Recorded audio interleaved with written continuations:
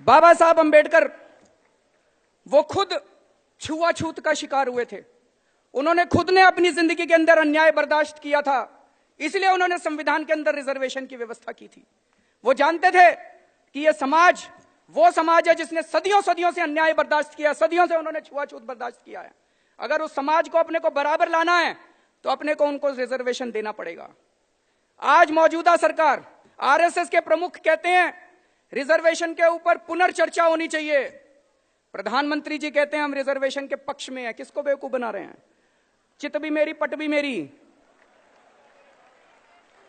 चुनाव हार जाएं तो कहते हैं दलितों के वोट चाहिए, चुनाव हार जाए तो कहते हैं रिजर्वेशन होना चाहिए, चुनाव जीतने के चांस हो तो कहते हैं रिजर्वेशन खत्म कर दो। सारा देश देख रहा है इसको। मैं एक ही चीज कहना चाहता हूं जी, मोदी जी देश नहीं है, आरएसएस संसद नहीं है और मनुस्मृति संविधान नहीं है।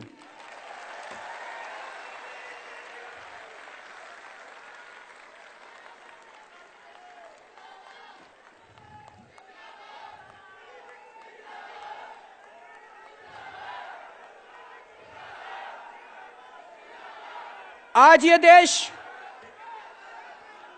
देश कौन से संविधान से चलाने की कोशिश की जा रही है? बाबा साहब अंबेडकर के संविधान से या मनुस्मृति के संविधान से? हम ये बर्दाश्त नहीं करने वाले, ये देश ये बर्दाश्त नहीं करने वाला।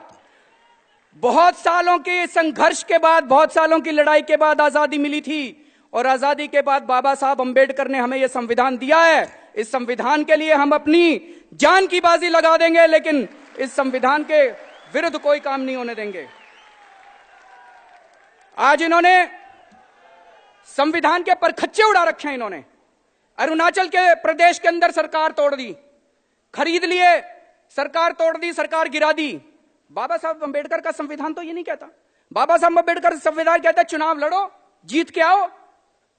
चुनाव लड़ने की ताकत नहीं बची अब सरकारें तोड़ेंगे, सरकारें गिराएंगे। अरुणाचल प्रदेश की सरकार तोड़ दी, उत्तर प्रदेश की सरकार तोड़ दी, अब कह रहे हैं दिल्ली के 21 एमएलए बर्खास्त करेंगे।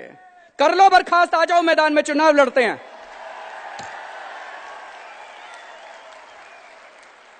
हिम्मत है तो आ जाओ मैदान में, चुनाव लड़ते हैं।